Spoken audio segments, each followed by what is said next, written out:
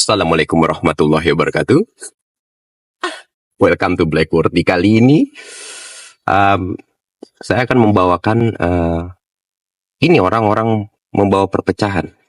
Satu orang sih, bukan orang-orang. Tapi karena satu orang ini membawa ke orang-orang. Gitu loh. Guys, ini sedikit sensitif pembahasannya. Tapi pada kenyataannya dia membawa kebencian dan membawa perpecahan yang sudah jelas-jelas di agamanya sendiri itu ada pelarangan masalah hal ini. Seperti di video ini, gue ngejelasin bagaimana Rasulullah tuh melarang untuk mengharamkan nasab orang. Karena yang sesungguh-sungguhnya tahu nasab seseorang, itu ya orang tersebut. Gitu. Sesuai dengan kata Ustadz Syafiq Basalamah, yang tahu nasab kita, ya kita. Nggak bisa orang, masa gue mau, misalnya lu ngomong, lu misalnya dari, apa nih, marga apa, misalnya. Kayak, lu apa, Sitorus gitu. Masa lu ngomong, lu bukan Sitorus, kan yang lu tahu bapak lu Sitorus atau siapa kan lu. Gitu loh. So, gue males banget bicara ini sebenarnya. Kayak kita ke video pertama ya, manusia satu ini. Si glowing ini, gue gak tahu apa mungkin kebanyakan RH dia jadi apa, DNA-nya menyatu gitu, menyatu. Jadi otaknya sedikit ngeheng, gue gak paham. Tapi menurut gue sih punya tujuan. Oke, di video pertama ini coba kita tonton dulu ya videonya. Orang-orang yang masih percaya bahwa mereka turunan Nabi, siap-siap kalian akan ditindas terus oleh mereka. Siapa yang masih percaya Ba'lawi keturunan Nabi, siap-siap dia akan ditindas secara spiritual oleh Ba'lawi. Kalau kepada PWI nggak akan berani. Tapi kalau bagi mukibinnya, ketemu mukibinnya, dia akan gagah perkasa. Ente nggak hormatin aneh, ente kagak masuk surga. Itu ama mukibin. Tapi kalau ama PWI, mereka tidak akan berani lagi. Siapa orang yang ingin selamat dari kejelekan mereka, maka hilangkan husnudzon kepada mereka bahwa mereka adalah keturunan Nabi. Siapa yang akan bertanggung jawab? Oke, dia ngomong siap-siap ditindas yang masih percaya sama Ba'lawi. Luar biasa kan? Kayak bener-bener mau mecahin gitu. Sedangkan kalau menurut kita pribadi, ya gua pribadi, itu pasti ada salah satu yang benar. Tapi ada juga banyak yang salah ataupun palsu misalnya. Pasti ada yang palsu. Ya namanya, gimana ya? Kan susah untuk dicek terus ya. Dan gini loh, misalnya Robito Alawiyah pun berbuat kesalahan. Bisa jadi kan ada orang oknum-oknum yang bisa disuap dan lain-lain. Kita kan kurang paham kayak gitu. Tapi gue percaya di salah satu semua Ba'lawi itu ada yang asli. Dan gue percaya Wali Songo itu ya turunan Rasulullah. Jadi kalau dia ngomong kayak begini, si Kiai Imad berani bertanggung jawab secara ilmiah dunia akhirat untuk narasi yang dia buat gitu. Dan ingat Kiai Imad, dan ingat nih, wahai umat manusia, ingat baik-baik. Kalau mereka bener dosa lo parah lo, kalau ada salah satu dari Ba'lawi ya, yang gak seluruhnya itu bukan turunan lo, dosa lo parah lo. Ini yang buat umat muslim ya, gue ingetin lo, mengharamkan nasab, itu bahaya banget, dosanya besar. Makanya gue bingung nih, pokoknya dia tanggung jawab dunia akhirat, dia emban tuh, yang ada beban kali, menurut dia, nggak beban kali itu ya dia ngomong kayak gitu ya, padahal pasti ada salah satu yang benar gitu. Sayang pecinya, kesian pecinya sih kalau menurut gue pribadi ya kalau benar. Kayak kita ke video kedua, aduh pusing gue, berat leher gue ngomongin begini, males banget gue anjir. Tapi gimana ya kalau nggak diomongin nih orang-orang ini makin jadi timbullah kebencian, orang-orang yang nggak paham, yang nggak mau tahu, asal lihat aja oh iya merasa tertindas, padahal mohon maaf nih kalau permasalahan ini ya ntar gue ngomongin conclusion ya. Oke, di video kedua, tes DNA Ba'lawi. Ini kita tonton. Ini Ba'lawi sudah dites, Bu. 180 orang dites sudah di laboratorium. Darahnya diperiksa, hasilnya bukan keturunan Nabi. 174 dari Yaman, 6 orang dari Indonesia tanpa nama. Kalau yang dari Yaman ini ada namanya semua. Ada bin Syekh Abu Bakar, ada bin Syihab, ada As-Segaf. Semuanya tidak terbukti keturunan Nabi berdasarkan penelitian dari Dr. Sugeng Sugiarto Dr. Arikem dari Badan Riset Nasional, Badan Riset dan Inovasi Nasional. Saya sudah tanya langsung, ketemu orangnya, betul, mustahil ini sebagai keturunan daripada baginda Nabi besar Muhammad sallallahu alaihi wasallam. Ini Ba'lawi. Oke, yang ini dia ngomong udah tes 174 orang. Dari Yaman, 6 orang, dari Indonesia 6 orang. Tanpa nama lagi. 6 orang tanpa nama, Kiai Himad. Untuk penjelasan masalah ini, ya, pribadi, tes DNA itu nggak selalu memastikan nasab seseorang. Yang gue bilang tadi, yang tahu nasab tuh orang. Lagi pula gini ya, secara akal sehat aja. Orang Indonesia aja tuh udah persatuan dari India dan lain-lain. Gitu, udah kesana kesini kesini. Nah, turunan Rasulullah yang terakhir-akhir udah kesana kesini kesana kesini. Udah muter gitu kan, udah muter, terus berharap darahnya pure Arab. Cuman dikarenakan tahu darah Arab gitu. Ini kan penilaian bodoh kayak begini. Jadi menurut gue tes DNA tuh bukan parameter pribadi ya. Darah tuh udah nyampur kemana-mana, udah susah untuk darah pure. Apalagi terutama orang Indonesia tuh pure tuh susah, cok. Susah. Nah terus yang lu lihat selain nasab apa sih? Iya, akhlaknya, ngajarinnya kemana. Kan lu pada kenal sunnah, yang ditinggalin kan sunnah sama Al-Quran. Nah itu yang dikenali. Mau asegab, mau asigih, lihai, mung. Ya kenapa lu care sama itu? Nah kalau masalah ini, yang menyedihkan orang Indonesia cuma 6 tanpa nama lagi. Terus dia komenin lagi 174 dari Yaman. Kenapa sih pada care sama hal gitu? Yang diperhatiin hal yang penting lah, akhlaknya. Jadi kalaupun inget ya, para habaib kagak maksum, cok. Gitu, kagak maksum. Mereka juga patut kita ingetin kalau mereka lupa, manusia. Ya Rasulullah pun juga, ya dia maksum. Tapi dia kadang suka lupa. Umar ngingetin, ada Ali ngingetin. Gimana? Terus lu berharap Habib udah maksum gitu, tanpa dosa. Ya lo yang bego, Mukibin yang bego. Bukan Habib yang salah. Kita yang nggak mau mikir, nggak mau kritis. Kayak gini. Kita harus manjat pohon ini hadis. Mas asyidi idhasya kasyira. Tapi nggak dibaca sahih nggak ya? Nggak mau belajar. Nah itu namanya daplek. Sampai banget gua. Video kedua, ketiga nih. Yahudi pesek. Oke, ya mulai. Ini Ubed bukan anaknya Ahmad. Kakek saya ngomong begitu. Hei Yahudi pesek. Hei, jangan Yahudi pesek, Yahudi pesek. Sabar, jangan marah-marah. Sabar. Ini kitabnya nih, Tahdhibul Ansab. Gak ada bapak kamu itu Ubed namanya anak Ahmad bin Isa. Ini kitab abad kelima ini namanya Tahdhibul Ansab karya Al-Ubaidili. Ini kitab Al-Majdi karya Al-Umari. Ini sebut, cari bapak kamu itu ada enggak? Ini tidak ada itu bukan berarti tidak ada, tidak ditemukan berarti tidak ada. Kalau di kitab ini tidak ada, di kitab lain bisa jadi ada. Mana kitab lainnya? Enggak ada. Kalau kitab lainnya enggak ada, lalu gimana? Kita cari lagi kemana-mana, enggak bakal ada. Karena memang tidak ada. Bagaimana sesuatu yang tidak ada diadakan? Namanya itu nas. Ya, keluar kata-kata Yahudi pesek. Kiai Mat, ente ngerasa ganteng. Ganteng ente. Atau apa? Dia ngomong masalah Ubed nggak ada namanya. Guys, DNA udah nggak pasti. Yang pasti akhlak. Satu. Terus kedua, lo pada mikir nggak sih Wali Songo tuh dulu pada di bukan ya, turunan-turunannya pada di Uber Belanda. Mereka ngumpet, malsuin nama, ya, atau nggak dibunuh, ya.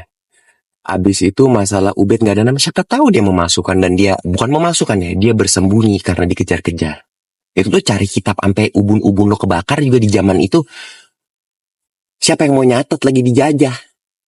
Pak, siapa mau nyatet? Pak Himad. Gablek ya. Emosi gue. Ini ketululan sih. Gak baca. Baca makanya. Jangan kitab doang dibaca. Baca tuh sejarah juga baca. Kita tuh di Uber sama Belanda. Turunan Rasulullah tuh karena apa? Membela Indonesia. kita bela bangsa ini. Itu ya bukan kita, bukan gue maksudnya, orang-orang itu. Astagfirullah, jadi gue yang rasa Habib.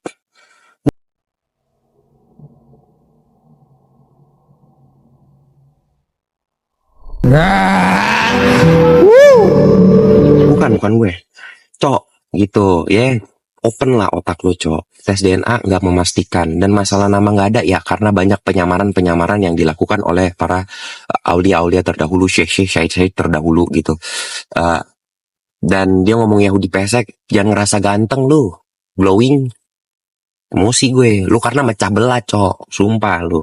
Ini pemecah belah namanya, bikin orang benci. Ya udah pesek, ya udah pesek. Dan siapa tahu juga nih, untuk yang terakhir nih, Allah juga nggak menyembunyikan karena apa? Karena lu tahu kan, sesuai dengan hadis apa firman Allah, silahkan cari sendiri lah. Gue inget di pala gue yang poin-poin dong soalnya. Gue aja lupa kan poinnya jadinya. Apa ini? Hidup bagaimana nih? Nggak ada rokok, nggak ada tai juga nggak ada. Gue inget, Allah yang menjaga, Allah yang langsung yang mengajari. Gue ngomong Imam Mahdi. Gue bukan maksudnya ngomong tentang Imam Mahdinya. Berarti semua turunannya Allah yang menjaga dan Allah yang mengajari. Tapi itu yang mengajarinya khusus untuk Imam Mahdi ya, yang menjaganya aja. Kita ke poin itu. Nah jadi pasti karena di hadis pun ada turunan Rasulullah itu pasti masih ada. Nah Kiai Imad ini mengajarkan kita untuk nggak percaya adanya turunan Rasulullah. Oke? Untuk kita udahlah palsu, semua udah meninggal di Karbala. Seakan-akan seperti itu. Oke, di video selanjutnya. Oke, kita lihat dulu. Bukan. Maka kalau ketika ada yang nanya sama saya, ada Lutfi itu ulama bukan? Bukan. Tapi dia penceramah. Kenapa? Karena ulama harus bisa baca kitab kuning. Syarat ulama itu mampu membaca kitab kuning sebagai satu syarat utama orang memahami agama. Bagaimana orang tidak bisa baca kitab kuning, mampu memahami agama dengan benar? Paling dia dapat mendengar dan dapat membaca dari terjemah. Kalau dapat mendengar dan dapat membaca dari terjemah, itu tidak bisa istimbat. Kenapa? Karena Al-Quran berbahasa Arab, Al-Hadis berbahasa Arab. Cara memahami Al-Quran dan hadis itu hanya bisa dipahami oleh dia yang baca kitab kuning. Santri Lirboyo, santri Peloso, santri Sidogiri, santri-santri pondok pesantren salaf. Yang bisa memahami agama dengan benar hanya ulama. Oke, dia ngomong poinnya aja ya. Tadi gue udah setelin beberapa, nanti langsung ke poinnya. Di menit kedua, dia bicara bahwa si Habib Lutfi bukan ulama karena dia nggak bisa baca kitab kuning.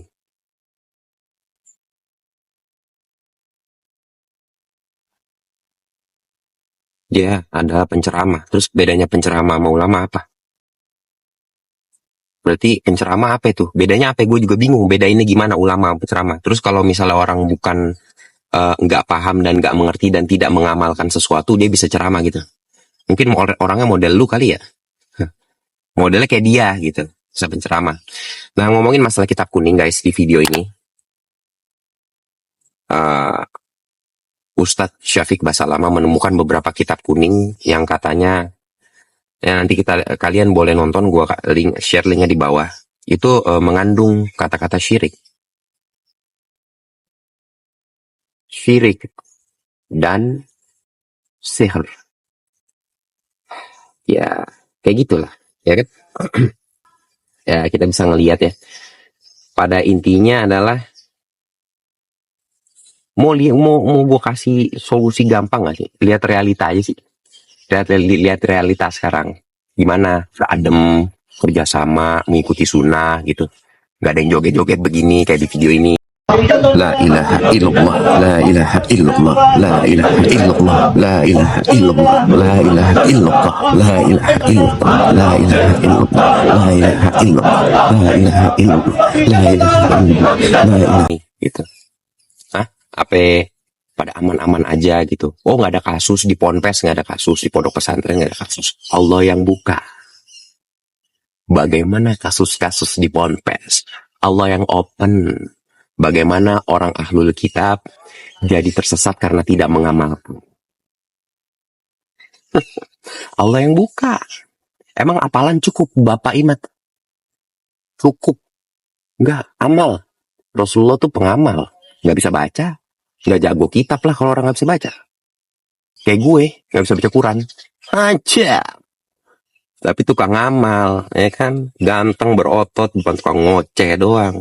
Gue nggak paham dah dari kiai, dari habaib. Pada jago banget ngoceh, mending ngocehnya positif ya. Kadang ngocehnya ada yang amburadul, kecuali Mas Ashidi Idhasha Kashira. mungkin Habib Rizik beberapa ada yang positif. Yang ngasih unsur-unsurnya lah. Nanti gue dikata lagi mukibin, ya kan? Pengikut Habib, padahal gue juga kagak pernah apa haul lah, demi Allah nih mati gue kalau bohong, demi Allah Rasulullah gue nggak pernah haul, nggak pernah ikut-ikut tabligh akbar, maulid nabi, lewat doang gue ngeliat orang pada pakai sifat ya pada ngapain, udah gitu doang, tapi dikata mukibin, nggak apa-apa, gue nafjim cok. Next video. Aduh, nggak usah deh, next videonya ini terlalu serem. Oke, kita langsung next video nih. Oh ya, ini ada persaudaraan yang tali saudara yang harus kita eratkan. Kayaknya calon presiden dan wakil presiden. Mari kita lihat. Gufron nggak bisa ngaji, jangan pun kitab-kitab buatan manusia. Mari kita bedah langit. Kenapa kok langit dibedah? Karena orang sekarang tidak percaya adanya langit dan bumi, apalagi isinya buatan Allah. Maka inna rahmatan lakaliyama firma Allah. Bagi Gufron nggak diam, karena saya cinta ulama Indonesia, karena cinta Wali Songo dan cinta ke negara dan cinta kerajaan, karena hidup di Indonesia. Itu Subangsih loh. Saya tidak membenci A, B, enggak. Kalau saya membenci buat Oke, kita lihat ya. Udah cocok banget di video yang tadi. Presiden dan wakil presiden. Ya kan, jadilah negara. Tanpa langit, tanpa bumi. Ngambang. Ngambang ini. Gitu kan, kayak apa ya, kayak terbang aja gitu. Oke. Guys, kalian yang menilai lah bagaimana menurut lu pada ngeliat-ngeliat video begini gimana nih. Tapi yang di terakhir ini yang lebih parah videonya. Akan merujuk kepada sesuatu yang menurut gua. Ada apakah ini? Dan kalau lu inget di beberapa video yang pernyataannya Gufron katanya dia bawa-bawa bawa-bawa saya ini adalah ikon Pancasila. Ini ikon Pancasila kayak lu ini Pak Karno. Ini fotonya dah. Udah. Kagak ada potongan nih ikon baru. Kece. Lo mau Gufron jadi ikon Pancasila? Hah? Serem ya begini ya. Gue takut nih di video terakhir juga lebih menyeramkan lagi. orang masih suhudon kepada saya, berarti sholatnya gugur, ngajinya gugur. Apanya gugur? Gugur karena apa? Gak ada cinta kasih sayang. Jadi kayak makanya gue tulisnya ada klan-klannya, kayak bangun klan baru gitu. Yang sana habis bangun dinasti Ming, di sini bangun dinasti dinasti Kiai. Besok nanti habaib ikutan nih, dinasti Ba'alawi. Nanti ada banyak dinasti lagi, jadi deh kerajaan Indonesia terpecah-pecah kayak zaman dulu. Ya kan? Nanti ada lagi Pak Karno baru untuk menyatukannya lagi. Begitu terus muter. Terus 310 tahun lagi begini. Ya. Double gitu. Oke, kita ke conclusion.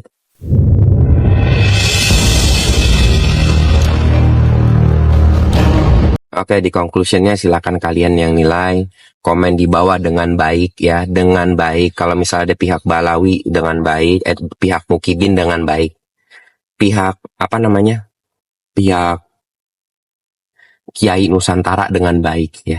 Gue nggak di posisi keduanya, demi Allah Rasulullah, ya Allah matikan saya kalau saya bohong. Saya nggak di posisi keduanya, saya benci perpecahan. Oke, saya benci perpecahan. Kalian tuh semua saling menyatu dulu. Kiai Habib menyatu, kenapa pada begini? Ini kan karena satu orang glowing, atau karena satu tujuan yang ujung-ujungnya pelarian ini. Apa sih pelarian, apa sih bahasanya? Ya, gue inget pelarian isu. pelarian isu untuk mendukung sesuatu yang lebih besar dari ini untuk mencapai tujuannya. Habis dia mencapai tujuannya, kita pusing dengan ulama-ulama dipecat, jadi nggak ada yang bisa mengganggu. Ketika kalian semua dipecah, ulama, ya, dia tahu bahwa ketika pecah nggak ada lagi 212, nggak ada lagi persatuan, nggak ada lagi penggerakan kekuatan massa, karena kalian dipecah. Dan dia enak aja. Aku terbang ke langit ke 100. Kan udah aman, mereka pecah. Jahat gak sih karena tujuan pribadi? Kalau hal kayak begini jahat namanya. Gue gak ngomong siapapun di sini. Ya kalian berpikir. Oke, di video terakhir. Tunggu. Masalah Mukibin, ya. Mukibin kalau misalkan ada Habib salah ngomong, angkat tangan. Gip, kok begitu sih? Ada yang ngomong katanya guru itu sebagai Tuhan, ada yang ngomong katanya pala 70 kiai sama dengan satu kaki Habib, gila. Nah yang kayak begitu-begitu tolonglah ya Mukibin pakai akal sehat untuk ditegur baik-baik, jangan bicara ngaco gitu. Atau ada hadis doif, makanya belajar hadis. Dari mana? Dari bahasa lama itu. Nah, dari para ustadz seperti Yazid yang gak pernah meninggal, innalillahi, semoga dia diterima dan semoga dia tenang. Ahli-ahli sunnah yang langsung datang dari Madinah gitu. Ambil yang baik-baik. Nah, kalau misalnya ngencerak, ya coba diperbaiki. Bib, ini kata kakekmu ini yang sahih loh. Itu katanya dipertanyakan. Begitu. Jangan gini aja. Mau dia kemana ya? Jangan begitu, Pak. Para Mukibin. Ya katanya lagi Mukibin. Fuck. Oke, itu menurut gua konklusinya, dan jangan mau dipecah. Video terakhir ini sedikit mengerikan. Mari kita lihat bersama. Oke, ini bakal gue yang nyetelnya bakal sampai menit pertama dan ada menit ke-21. Nanti gue share linknya di bawah buat kalian kalau menonton mendengar sangat-sangat yang tukang AFK ini bicara AFK-nya. Ya, kita mulai. Pada malam hari ini saya bisa hadir dalam acara Kebiar Muharram di tempat ini, di tempat saya kecil, di Kresek ini, tempat saya lahir.